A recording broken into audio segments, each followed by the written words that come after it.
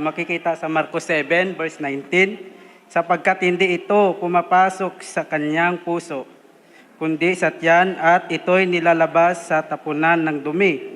Sa ganito'y nililinis niya ang lahat ng pagkain. Yun po ang pinangawakan ng iba kung sakaling sa pagkain ng pag-uusapan. Ganito po yan mga kapatid. Doon sa aking lecture ay meron po doon na tinatawag na kahalagahan ng context. Pag nagbasa po tayo, yun yung ibig sabihin na pag nagbasa ka, huwag ka agad interpretation. Observation muna. Papasok tayo sa konteksto. Ano ba yung pinag-uusapan? Ano ba yung tinutukoy dyan? Kasi dapat iunawain natin siya sa paraan ayon sa kanilang presenting pinag-uusapan. Ano ang kanilang tinutukoy? Ano ba ang tinutukoy ng Panginoon nang sabihin niya ang mga salitang yan? Unang-una po mga kapatid, kung inyong mapapansin doon sa ating lumang ang Biblia, ay meron po diyang nakapahilis. Nakikita niyo po yan mga kapatid? Yung ating itim na Biblia ay nakapahilis po dyan yung sa salitang ito'y. Yung sa salitang ito'y wala sa original. Pagka ang mga translator ng talata ng Biblia ay naka-italize yan, naka-italic, ibig sabihin, supplied. Hindi yun ay nasa original. So wala po dyan yung sa salitang ito'y. No? Kundi yung salita pong ang ibig sabihin ay sa English po kasi yan, because entereth not into his heart, but into the belly, and goeth out into the throat, purging all meats. So wala ho doon yung sa salitang ito'y. Ano? Kaya, pagka hindi mo nga naman pinag-aralan yan, at nandoon talaga yung sa salitang ito'y, ay parang sinasabi ng deklarasyon na yun ni Kristo na lahat malinis na. So ano bang ibig sabihin ng talata? Puntahan natin yung konteksto, mga kapatid. Ito po ang nakalagay sa talatang 1 hanggang 2 at ituloy natin hanggang 3 siguro ito. At nakisama sa kanila ang mga parasiyo at ilan sa mga eskriba na nagsisipag galing sa Jerusalem. At kanilang nakakita ang ilan sa kanyang mga alagad na nagsikain ng mga tinapay ng mga kamay na marurumi sa makatuwid bagay ng mga kamay na hindi niya hinugasan. Sapagkat ang mga parasiyo at ang mga Hudyo ay hindi nagsisikain kundi muna nangaguhugas ng maingat ng mga kamay na pinangahawakan ang mga salit-salin sabi ng matatanda. So doon pala makikita ho natin ang punto ng sentro ng conversation nila. Sinita ng mga alagad ng mga Hudyo, mga Parisiyo ang mga alagad. Sabi sa Panginoon sa talatang 2, nakita ang ilan sa mga alagad hindi naghugas bago kumain. Tradisyon nila, bago kumain, maghugas ka ng kamay. So bakit nilabag ang tradisyon? Kasi, pagka ikaw nga naman, pumunta ka sa kung saang lugar, marumi talaga, marurumihan yung kamay mo. Bago ka kumain, kasi ang mga Hudyo, sobrang higpit sa kalinisan. Ano? Kahit nga yung mga asawa nilang inaagasan, may buwanan, ay hindi nila pwedeng hiwakan. Yung bangkay ng hayop, hindi nila pwedeng hawakan, sobra sila sa kalinisan. Pag hindi ka nagugas ng kamay, kumain ka, marumi yun. Yun ang sinagot ni Kristo. Na yung pumasok, na hindi naghugas ng kamay, ay hindi nakakahawa sa tao yon. Wala akong kinalaman sa baboy yan. Sabi po dyan ay tinapay. Ayun, mabasa nyo sa talatang 2. Tinapay. Ang nangyari sa iba, tumalon, napunta sa tangkal, napunta sa baboy. Yung tinapay, ginawang baboy. Pusit o ano ba. Tinapay ho ang pinag-uusapan. At nung araw, ang tinapay, wala mang palaman na baboy. So, ang pinag-uusapan no dyan mga kapatid, ayan o, 5. At siya'y tinanong ng mga Parisiyo at ng mga eskriba, bakit ang iyong mga alagad ay hindi nagsisilakan ayon sa salit-salin sabi ng matatanda, kundi nagsikain sila ng kanilang tinapay ng mga kamay na karumal-dumal. Oh. So, yung kamay, ang karumal-dumal doon, hindi yung kinain nila. Yung kamay, ang tingin ng mga Hudyo, marumi kasi hindi na hinugasan. Binandampot sa tinapay, kinain. Sinagot ng Panginoon. Oh, sabi ng Panginoon doon sa 19, sapagkat hindi pumapasok sa kanyang puso, kundi sa kanyang tiyan. Lumalabas sa dakong daanan ng dumi. Nililinis niya ang pagkain. Tanong ito mga kapatid, sino ba yung nagsasalita dyan? Sino? Sino nagsasalita dyan? Si Kristo. Ay sinong tinutukoy ni Kristo na niya?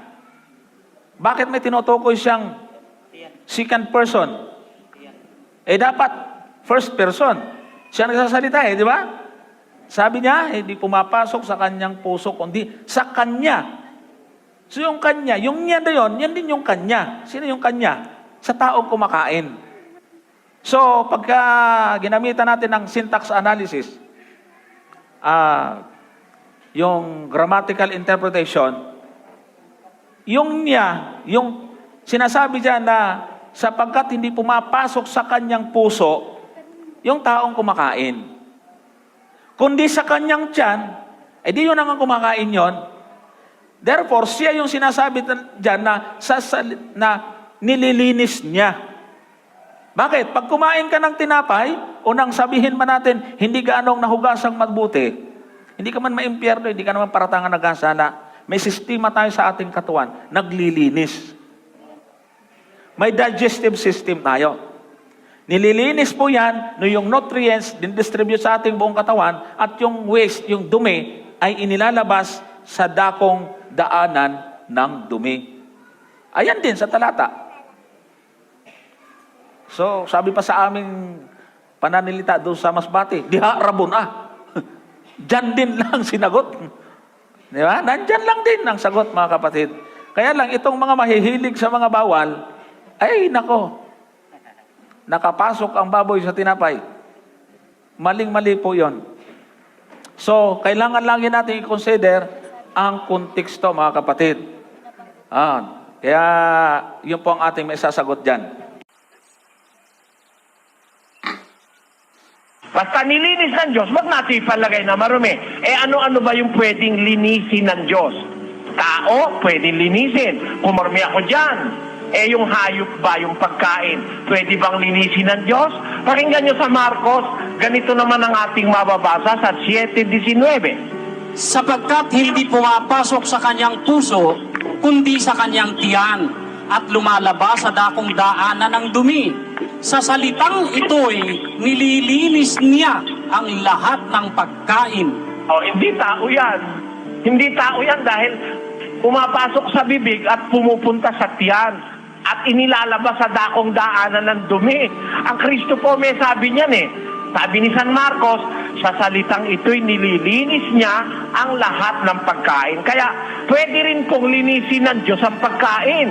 Ang katunayan, sinang-ayunan niya ni San Pablo sa unang Timoteo 4:4. Pakinggan niyo ang nakasulat. Sapagkat ang bawat nilalang ng Diyos ay mabuti at walang anumang nararapat na itakwil kung tinatanggap na may pagpapasalamat.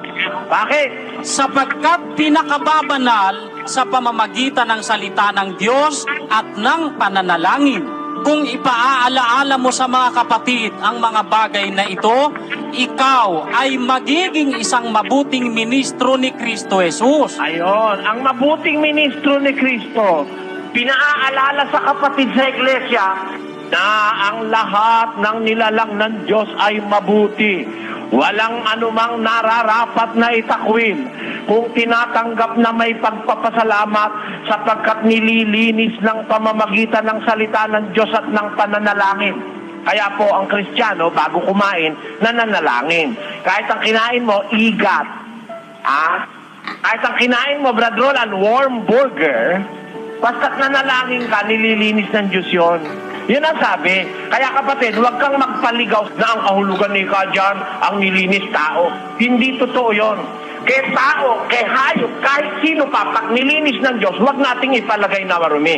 Yung baboy, nung una'y kinikilalang marumi, pagdating ni Kristo, hindi naman pumapasok yun sa puso, kundi sa bibig, pumutuloy sa tiyan, lumalabas sa daanan ng dumi. Sa salitang ito, nililinis niya ang lahat ng pagkain. Kaya ngayon, kapatid, kahit baboy, pwedeng kainin. Nilinis na ng Diyos yan sa panahon ng bagong tipan. Kasi yung panahon ng lumang tipan, mga batas-batas doon, ano? Yan, pansamantala lang yung mga batas na yan, Brad Mel, eh. Basahin natin ang Hebreo 9 Gs. Palibhasa'y palatuntunan lamang na ukol sa laman na iniatang hanggang sa panahon ng pagbabago, gaya ng mga pagkain at mga inumin at sari-saring paglilinis. Yan, yung palatuntunan sa Israel, bawal ang baboy, bawal ang walang kaliskes, bawal ang ganire, bawal ang ganon.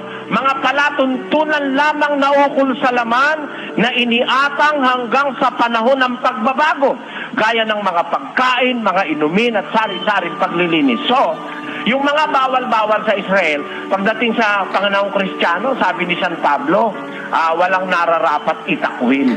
Bawat nilalang ng Diyos. Ang baboy, Diyos din naman ang lumalang dun eh. Basta't ikaw ba'y nagpa-practice ng moderation eh. Masama siguro kumain ng baboy, pag araw-araw baboy ang kinakain mo. Kahit nga baka, pag araw-araw baka kinakain mo, makukolesterol ka rin eh. Ganun lang yung kailangan may moderation. Unti-unti, di naman masama eh. Sa panahon ng bagong tipan, ang sabi ng Biblia, bawat nilalang ng Diyos ay mabuti. Walang anumang nararapat na itakwil. Yan po ang sinasabi ng kasulatan, kapatid. Brother Eli, bakit to si Pedro hindi kumain? Sabi niya, Panginoon, kailanman ako hindi nakakain ng marumi o karumaldumal. Sino po Yung bang sinasabi dapat niya, na... nakaraan na yun eh, kapatid eh. Di mo pala iniintindi, kapatid. Yung sinabi niya, kailan may hindi ako kumain ng anumang bagay na marumi at karumal-dumal. O edi talagang pagkain ang pinag-uusapan. Nung nakaraan di siya kumakain kasi nasa relihiyon siya ng Judaismo. Bawal talaga sa kanila kumain ng mga baboy, mga palaka, etc. etc. Kaya kahit kailan, Panginoon, hindi ako kumain ng marumi at karumal-dumal. Pero nung ipakita sa kanya yung kumot, sinabi ng Diyos, kumain ka, Pedro, magpatay ka, kumain ka. Ang inilinis ng Diyos, huwag mong ipalagay na marumi. O masasabi niyo pa ba ngayong hindi siya kumain? Nung sabihin niya yun, hindi pa siya pinapakain eh. Pero nung sabihin ng Diyos, kumain ka. Ang tanong ko sa inyo, kumain ba si Pedro dun sa pinuntahan niyang bahay ng hintil? Sasabihin niyo, hindi kumain. Kumain siya. May babasahin akong talata, kumain siya. Hindi naman sinabing hindi siya kakain eh. Kapatid, wag mo nang ipilit yung bawal ang baboy. Sinabi na nga ng Biblia, ilinis niya lahat ng pagkain dahil hindi naman sa puso pumupunta sa tiyan. Hindi lalabas sa daanan ng dumi. Tao raw yan. Tao? Kung talagang tao yan, ba't sinabi nung tinig? Pag tindig ka, Pedro, kung magpatay ka, kainin mo. Bakit may pinatay ba si Pedro kahit isa rin sa mga tao sa tabi niya ron? Lagay mo nga uli sa screen yun, kapatid namin. At dumating sa kanya ang isang tinig, magtindig ka, Pedro, magpatay ka at kumain. O ano kahulugan ng magpatay? Papatayin niya ba yung mga tao ron? Tapos kakainin? Alam mo, tinutukoy dyan, yung kakainin talagang inihahanda para sa kanya. Samantalang naghahanda, nawalan siya ng ulirat. At dahil dun sa pangyayaring yon, naalaman ni Pedro, natalastas niya, tinatanggap na ng Diyos ang mga hintil na dating tinatanggap na marumi. At kung yung mga hintil ay tinatanggap na ng Diyos, nilinis na ng Diyos, pati yung kinakain nila, nilinis din ng Diyos. Yan ang dapat maintindihan dyan.